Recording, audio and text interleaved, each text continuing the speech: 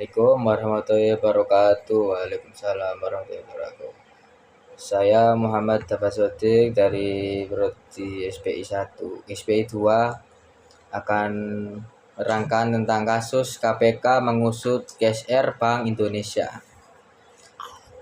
Latar belakang kasus ini adalah KPK atau Komisi Pemberantasan Korupsi mulai mengusut dugaan penyalahgunaan dana KSR oleh Bank Indonesia. Kasus ini mencuat setelah laporan mengenai alokasi dana yang dianggap tidak transparan. Tujuan TSR Bank Indonesia bertujuan untuk berkontribusi pada masyarakat dan lingkungan. Namun ada dugaan bahwa dana tersebut tidak digunakan sesuai dengan tujuan yang telah ditetapkan. Investigasi KPK melakukan pemeriksaan terhadap pejabat Bank Indonesia yang terlibat dalam pengelolaan dana KSR. Mereka mengumpulkan bukti-bukti dan saksi-saksi untuk mendalami kasus ini. Dugaan penyalahgunaan dana KSR mencakup alokasi yang tidak tepat, penggelapan atau penggunaan dana untuk kepentingan pribadi atau kelompok tertentu. Dan adapun dampak sosial dari KSR adalah kasus ini memicu reaksi publik dengan banyak masyarakat menuntut transparansi dan akuntabilitas dari Bank Indonesia dalam pengelolaan dana KSR. Tanggapan Bank Indonesia. Pihak Bank Indonesia mungkin memberikan pernyataan resmi terkait situasi ini, termasuk komitmen untuk bekerja sama dengan KPK dalam penyelidikan, regulasi dan kebijakan. Kasus ini dapat mendorong diskusi mengenai regulasi KSR di Indonesia, termasuk perlunya pengawasan yang lebih ketat terhadap penggunaan dana tersebut. Penutup, untuk rincian lebih lanjut dan informasi terkini, pemirsa dapat merujuk berita-berita terbaru dari media terpercaya atau situs resmi KPK dan Bank Indonesia. Saya melanjutkan analisis dari kasus KSR ini.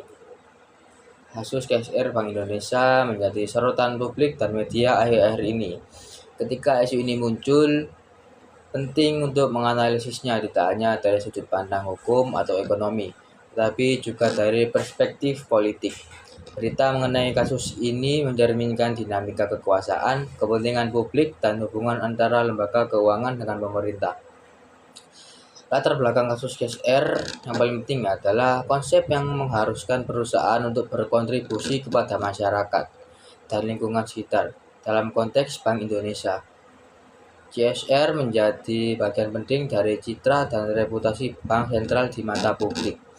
Namun ketika kasus ini muncul pertanyaan mengenai transparansi dan akuntabilitas penggunaan dana CSR. KSR Bank Indonesia tidak bisa dipisahkan dari konteks politik dan ekonomi nasional. Dalam banyak kasus, kebijakan KSR seringkali digunakan sebagai alat untuk mencapai tujuan politik tertentu. Misalnya, ketika pemerintah ingin meningkatkan citra publiknya, mereka dapat berkolaborasi dengan lembaga keuangan untuk melaksanakan program-program KSR yang menguntungkan kepentingan publik atau kepentingan politik. Dalam banyak kasus, kepentingan politik dapat mengalahkan kepentingan publik. Program KSR yang seharusnya bermanfaat bagi masyarakat seringkali dimanfaatkan untuk kepentingan politik tertentu. Dalam konteks Bank Indonesia, ada kemungkinan bahwa dana KSR digunakan sebagai alat untuk memperkuat posisi politik tertentu. Pengaruh lobby dan korupsi dari CSR adalah lobby politik di Indonesia sangat kuat dan seringkali ada intervensi dalam pengelolaan dana KSR. Kasus ini bisa jadi mencerminkan praktik korupsi yang melibatkan pejabat publik dan pengusaha. Hal ini menunjukkan betapa rentannya lembaga keuangan terhadap politik dan bagaimana kebijakan KSR bisa disalahgunakan. Penilaian terhadap kebijakan KSR. Kebijakan KSR Bank Indonesia harus dievaluasi dengan cermat dalam banyak kasus. Program KSR tidak berjalan sesuai dengan tujuan awalnya. Beberapa pertanyaan yang perlu diajukan. Kurangnya transparansi seringkali menjadi masalah utama dalam program CSR. Ini dapat memicu kecurigaan masyarakat dan merusak reputasi lembaga keuangan dalam hal ini. Penting bagi Bank Indonesia untuk memperbaiki mekanisme pengawasan dan pelaporan terkait dana CSR. Dampak sosial dan politik. Kasus CSR Bank Indonesia tidak hanya berdampak pada aspek ekonomi, tapi juga aspek sosial dan politik. Ini adalah beberapa dampak yang perlu diperhatikan. 1. Kepercayaan publik. Kepercayaan masyarakat terhadap lembaga keuangan, khususnya Bank Indonesia, dapat tergerus jika kasus ini tidak ditangani dengan baik. Jika masyarakat merasa bahwa dana CSR disalahgunakan, mereka akan kehilangan kepercayaan terhadap institusi tersebut dan terhadap pemerintah secara keseluruhan. 2. Polaritas politik. Kasus ini juga bisa memperburuk polaritas politik di Indonesia. Pihak-pihak tertentu dapat memanfaatkan isu ini untuk menyerang lawan politik mereka. Dalam konteks ini, media massa berperan penting dalam membentuk opini publik dan menentukan arah narasi politik. 3. Kebijakan publik. Jika kasus ini menarik perhatian publik yang cukup besar, bisa jadi akan ada perubahan kebijakan dalam pengelolaan dana CSR. Pemerintah mungkin akan dipaksa untuk membuat regulasi yang lebih ketat terkait penggunaan dana CSR. Peran media dan opini publik. Media memiliki peran yang sangat penting dalam membentuk opini publik mengenai kasus CSR Bank Indonesia. Melalui pemberitaan yang objektif dan transparan, media dapat membantu masyarakat memahami isu ini dengan lebih baik. Namun ada juga risiko bahwa media dapat mempolarisasi isu ini bergantung pada sudut pandang politik masing-masing media. Kesimpulan, kasus CSR Bank Indonesia adalah contoh yang jelas tentang bagaimana isu ekonomi dan sosial dapat terhubung dengan politik. Dalam konteks ini, penting bagi semua pihak, baik pemerintah, lembaga keuangan, maupun masyarakat untuk menjaga transparansi dan akuntabilitas. Jika tidak, kasus ini bisa menjadi presiden buruk yang berdampak pada kepercayaan publik dan stabilitas politik di Indonesia. Ke depan dibutuhkan regulasi yang lebih jelas dan ketat untuk memastikan bahwa dana CSR benar-benar digunakan untuk kepentingan masyarakat dan tidak disalahgunakan untuk kepentingan politik tertentu. Dengan demikian, analisis terhadap kasus Bank Indonesia harus dilakukan secara holistik, mempertimbangkan berbagai aspek yang saling terkait. Hanya dengan pendekatan yang komprehensif, kita bisa memahami dan mengatasi tantangan yang ada dalam pengelolaan dana CSR di Indonesia. Oke, nomor 2, bagaimana kondisi politik di Indonesia saat ini menurut saya? Kondisi perpolitikan di Indonesia sebuah tinjauan dalam. Indonesia sebagai negara demokrasi terbesar ketiga di dunia telah mengalami berbagai dinamika politik yang signifikan. Menjelang pemilihan umum pemilu 2024, kondisi politik di Indonesia menjadi perhatian publik, akademisi, dan pengamat internasional. Berbagai isu mulai dari penurunan nilai-nilai demokrasi, tantangan hukum, serta isu lingkungan dan sosial menjadi dari narasi politik saat ini.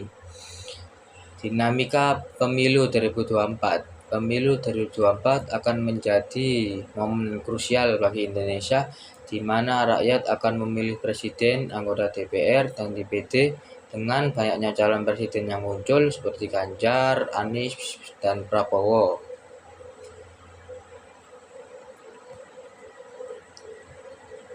Calon presiden Ganjar, mantan gubernur Jawa Tengah ini didukung oleh PDIP dan beberapa partai koalisi lainnya. Popularitasnya yang tinggi di kalangan pemilih Jawa Tengah menjadi modal penting dalam kampanyenya. Anies, mantan gubernur DKI Jakarta ini dikenal dengan kebijakan progresif, terutama dalam isu-isu sosial dan lingkungan. Ia didukung oleh koalisi partai-partai yang lebih kecil yang berusaha menggalang suara di kalangan pemilih muda. Prabowo, sebagai mantan jenderal dan menteri pertahanan, Prabowo memiliki basis pendukung yang kuat meskipun beberapa kontroversi masa lalunya masih menghantui. Isu-isu pemilu, isu-isu yang diangkat dalam kampanye pemilu ini mencakup ketahanan ekonomi, penanganan pandemi, dan reformasi hukum. Selain itu, isu korupsi dan transparansi pemerintahan juga menjadi sorotan utama. Penurunan demokrasi dan supremasi hukum. Kondisi demokrasi di Indonesia saat ini tampak mengkhawatirkan. Beberapa laporan menunjukkan adanya penurunan signifikan dalam kebebasan sipil dan hak asasi manusia, pembatasan kebebasan berpendapat. Pemerintah dinilai sebagai represi terhadap kritik dengan banyaknya kasus penangkapan aktivis dan jurnalis yang berusaha menyuarakan pendapat mereka.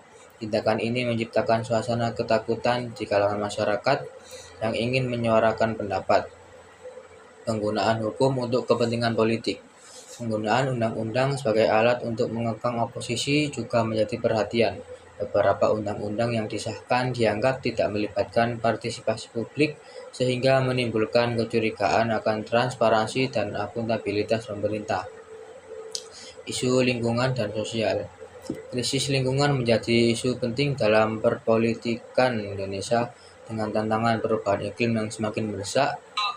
Pemerintah diharapkan untuk mengambil langkah-langkah konkret. Kebijakan lingkungan. Berbagai kebijakan terkait penanganan limbah, deforestasi, dan perlindungan keanekaragaman hayati menjadi sorotan. Masyarakat sipil dan organisasi lingkungan semakin vokal dalam menuntut tindakan nyata dari pemerintah. Ketimpangan sosial. Ketimpangan sosial yang semakin mencolok juga menjadi isu dalam pemilu mendatang. Distribusi kekayaan yang tidak merata dan akses terhadap layanan dasar seperti pendidikan dan kesehatan menjadi perhatian masyarakat. Stabilitas ekonomi. Meskipun tentang politik, ada ekonomi Indonesia yang menunjukkan tanda-tanda pemulihan. Pertumbuhan ekonomi yang positif menjelang pemilu diharapkan dapat meningkatkan kepercayaan masyarakat terhadap calon pemimpin. Daya beli masyarakat. Peningkatan daya beli masyarakat menjadi indikator penting bagi stabilitas ekonomi.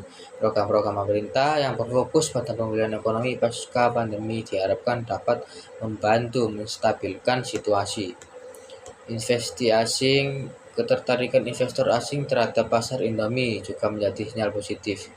Namun, stabilitas politik tetap menjadi faktor kunci dalam menarik investasi. Tantangan dan harapan. Kondisi perpolitikan di Indonesia saat ini menghadapi berbagai tantangan, tetapi juga menyimpan harapan dan peran sebagai masyarakat. Reformasi hukum. Reformasi hukum menjadi langkah penting untuk mengembalikan kepercayaan publik terhadap institusi. Penguatan lembaga penegak hukum dan perlindungan terhadap hak asasi manusia harus menjadi prioritas.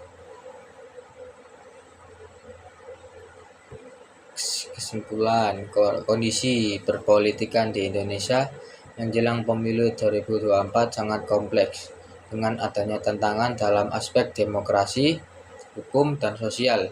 Penting bagi semua pihak untuk berkontribusi dalam menciptakan lingkungan politik yang sehat dan demokratis. Harapan akan masa depan yang lebih baik tergantung pada partisipasi aktif masyarakat dalam proses politik dan komitmen pemerintah untuk mendengarkan suara rakyat, dari rakyat dan untuk rakyat. Sekian dari saya. Wassalamualaikum warahmatullahi wabarakatuh.